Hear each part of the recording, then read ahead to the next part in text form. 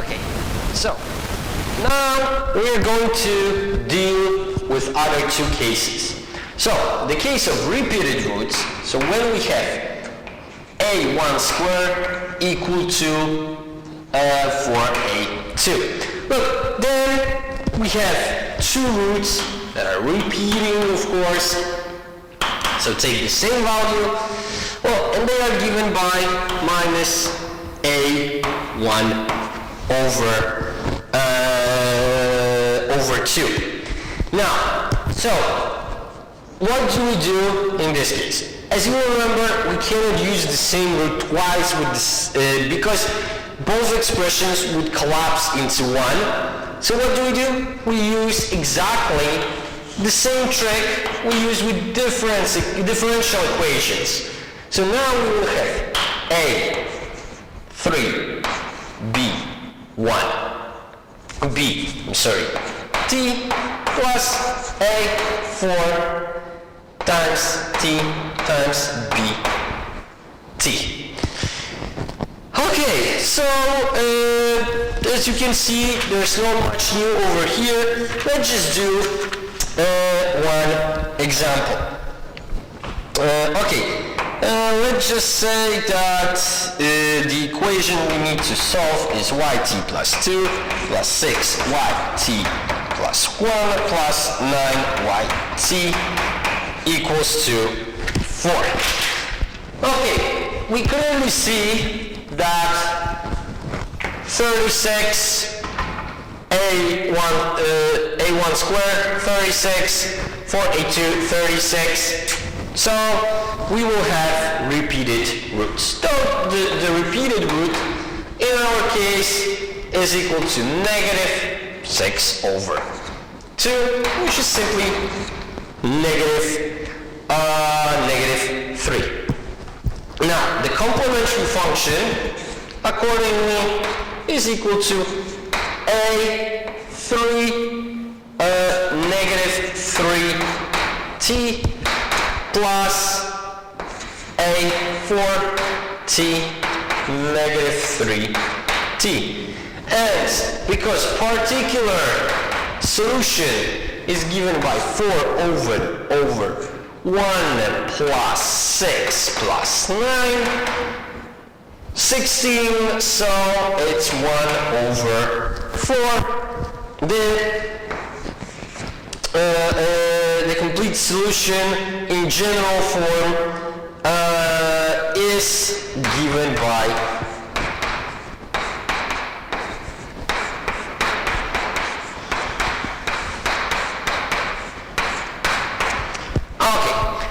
as you see, not much new information over here. Very similar reasoning to differential equations. Okay, so the last case is the case of complex roots. Okay, so if we have complex roots, it means that a1 squared is smaller than 4a2. Then the solutions that we've got are given by a pair of conjugate complex numbers, all defined as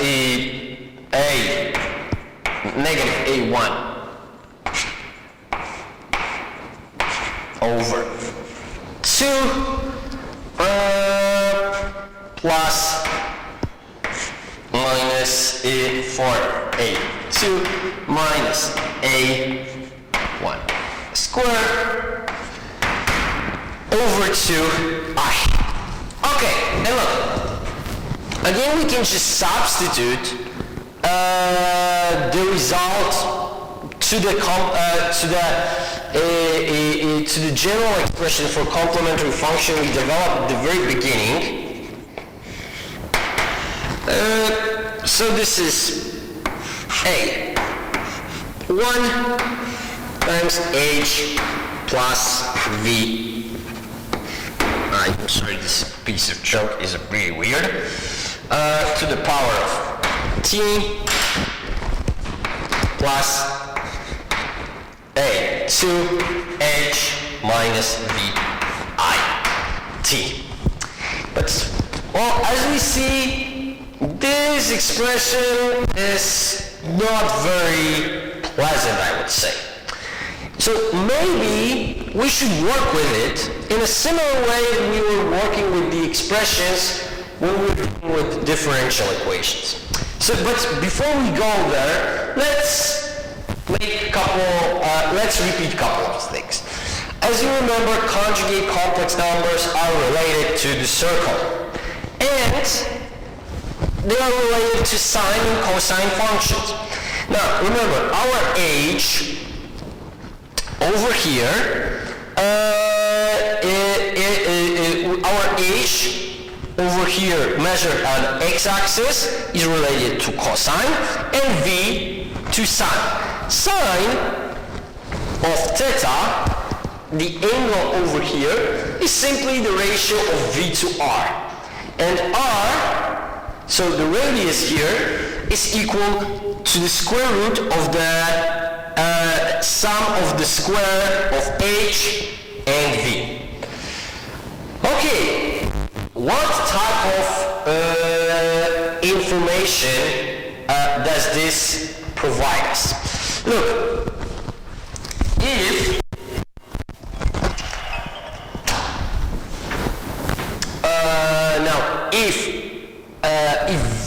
if sine that is equal to v over r, this must mean that v is equal to r times sine theta. Now, if cosine theta is equal to h over r, then h must be equal to r times cosine theta.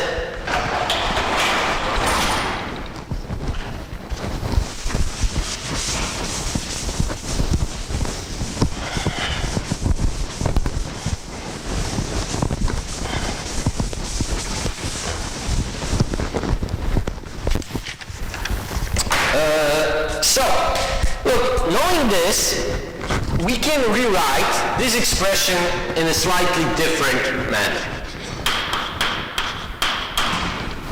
We've got that v is first h.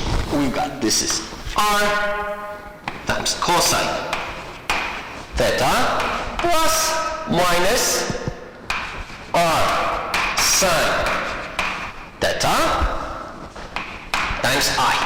And now look, taking the common part r out of the equation, out of the parentheses, we've got that this is cosine theta plus minus I times sine theta.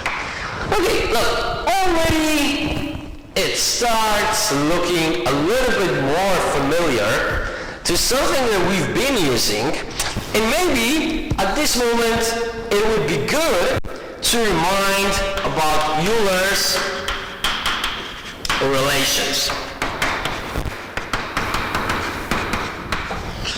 And look, what we have proven not that long ago is that e to the power plus minus I theta is equal to cosine theta plus minus I sine theta. Okay, keeping this in mind, maybe we can somehow connect those two, right? Because look, what we get out of this is that e to the power plus minus I theta is the same as r times cosine theta plus minus I sine theta. Okay, again we are simply using tautologies to get different expressions. But look, what else is this telling us? Look, what if I would like to raise, both this power, right? So this means that if I'm h plus, let's just say start plus with I, and to some power, let's just say n, what should I get? We know that this, and this are exactly the same expressions. So, we should get that this must be equal to E plus, so we can skip plus, N I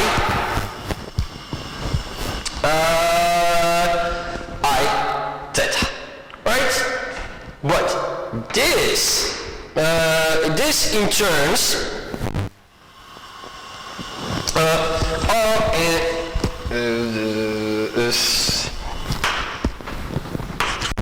I'm sorry, now it makes sense. I'm sorry, I went one step too far ahead, right? We forgot about R because this is equal to this R over here. Okay, so here we have, I'm sorry, I knew that something is wrong here. So we got N, I, theta. Okay, but look, now the construction of what is happening over here. I went here. Theta went here. Theta went here. So basically the angle went into sine and cosine, and I ended up before sine. And look, the order in which I multiply those doesn't matter. So let me rewrite it as this. And look, basically this expression is becoming our new theta. So what does it amount to is that now we've got R to the power of N, right? Times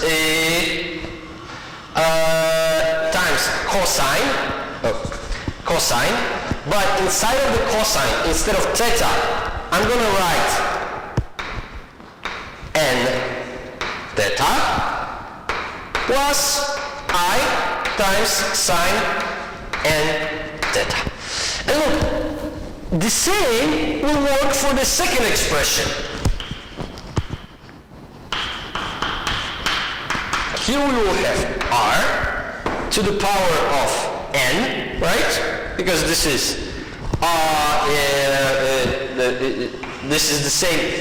So now we will have negative I n and R and cosine and n theta plus I sine n theta. Look, what did we do over here is called, pardon my French, Mauvais theorem. And well, let me just Mauvais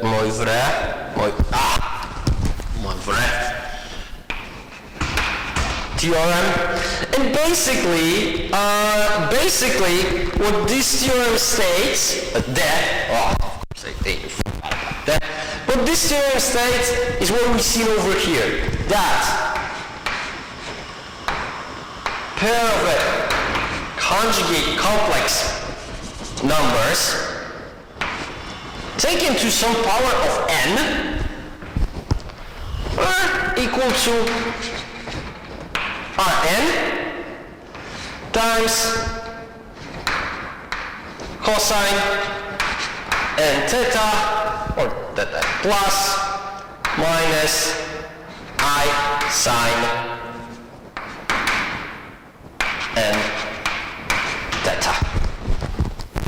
Okay, look, this, I hope you can see at this moment, will prove very, very useful to us once we are going back over there, because we will be able to substitute what we've got, the complex numbers we've got there, with the result from the Moivre theorem. Sorry, as I said, my French is non-existent. Okay, so now let's do it. Let's substitute those two results into the complementary function we've got over here. But of course, our n is equal to t. So look, we've got that this is a1 times r to the power of t times cosine theta t plus I sine theta t, and plus a2 r t cosine theta t minus I sine theta t. Okay, and look, now let's do the thing that we always do. So let's organize everything. So every expression with cosine ends up next to the cosine, every expression with sine ends up next to the sine. And look, what else do we notice here? R, t is in both expressions. So let's take it completely out of the brackets.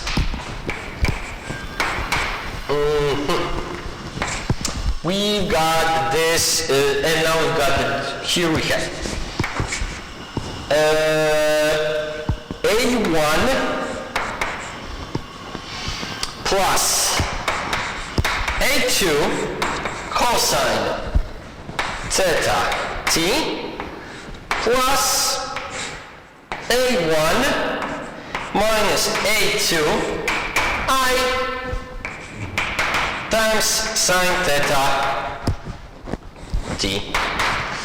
Okay, and just as we did before, let's introduce a shorthand for a1 plus a2 and a1 minus a2i to arrive at the final solution.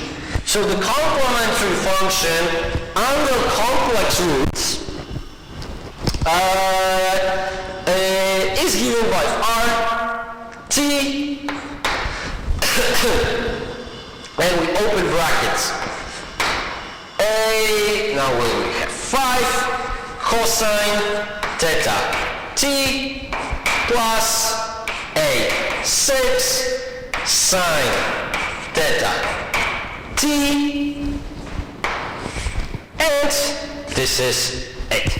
We remember, of course, that a1 and a2 is a5, a1 minus a2i is a6, but this is not going to be that important.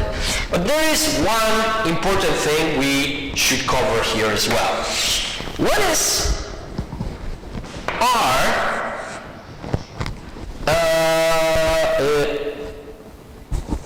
What is r? R actually equal to? Let me just check the time. Okay. So first we've got so we remember that r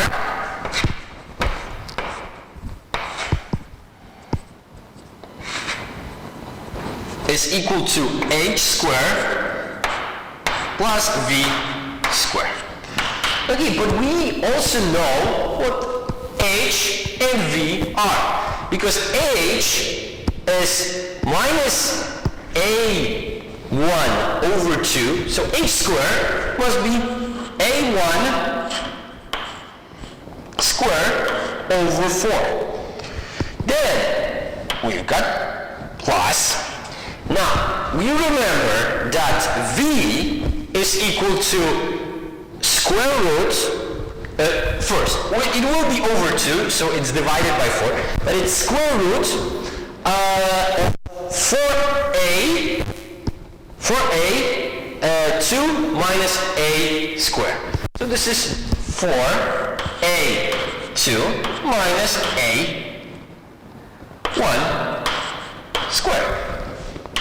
And this is all under root. And look, we clearly see that those two expressions cancel each other out. The 4's are canceling each other out. So we get that we can calculate r very, very easily, simply as the square root of a2. Okay, and look, basically, what we should notice, I will be talking about this in more detail a little bit later, but over here you can see that r, its value, will be the decisive factor in whether this function is convergent or divergent, because here we will have a cyclical component. So we will have not only oscillations, but fluctuations. Now, in case of okay, and this is it. In the next video, we will be discussing the conditions for convergence and divergence. Now let's just finish with 2 examples.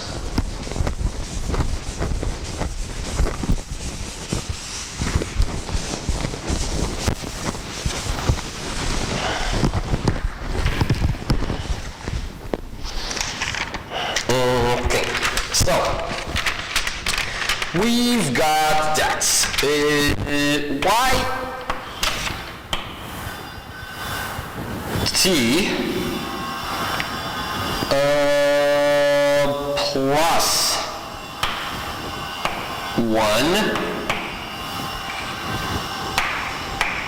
plus 1 over 4yt equals to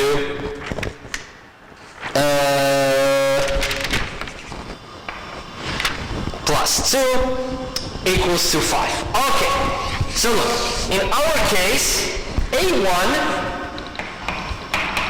is clearly equal to 0. a2, on the other hand, is equal to 1 over 4, so 4a2 being equal to 1 is clearly bigger than 0. So we have complex roots. Okay, now let's calculate everything that we need in order to deal with this problem. Well, because a1 is equal to 0, well, must be 0. Now, v is square root of 1 divided by 1. Square root of 1 divided by, square root of 1, which is 1 divided by 2. This is 1 over, this is 1 over 2. And finally, r, which is given by square root of 1 over 2 is equal to 1 over square root over 2, or square root over 2 divided by 2. Okay, so in this case, let's start with particular integral. We can use the most common formula. So we've got that this is 5 divided by 1 plus 1 over 4. So 1 divided by, it's 4. Right. Okay. So the only thing that we've got to do now is to implement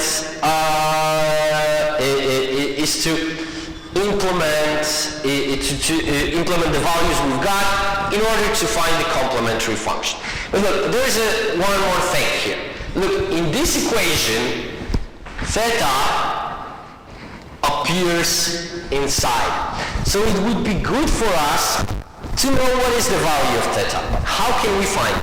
Well, we can conclude it based on the relationship that we that sine theta is equal to V over is over V over R. And we know that cosine of theta is equal to H over R. Okay, so what do we get over here? We get that V, which is 1 over 2, divided by square root divided by, oh my god, my bad, I'm sorry, it should be 1 over 4 over here. Not my best video. Well, okay, it's 1 over 2 over here, and now it makes perfect sense. Okay, so we've got 1 over 2 here, 1 over 2 here, and it's 1. Here we've got 0. Right? Now, when sine function is equal to 1, and cosine function is equal to 0. Well, this happens when theta is equal to pi over 2. And look, now we can write the solution, because complementary function in this case is r to the power of t, so 1 over 2 to the power of t times cosine pi over 2 t, I'm sorry, a 5 a 6 sine pi over 2 t. So the complete solution to this equation